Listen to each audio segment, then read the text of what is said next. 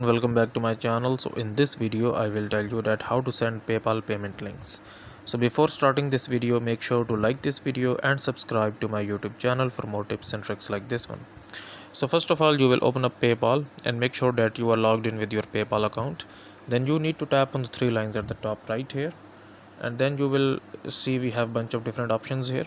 So just tap on pay and get paid, and then scroll down and tap on paypal.me.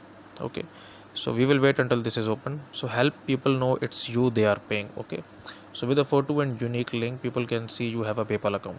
So first of all, we have to make a paypal.me profile. So tap on create paypal.me profile, and basically if you want, you can add your photo as well, and you can just tap on not now. And now you have to basically make a unique link. Okay, so when you pay someone, they will actually know that they are being paid by you. So I will just make a unique link here. Okay, so that's taken. If I just add 00, so it's available. Okay, then you will tap on next, I agree, and then tap on agree and create.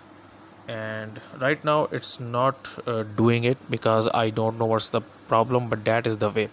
And once you are done with it, okay, you will open up your PayPal app, and when you send the money, you will see the link there.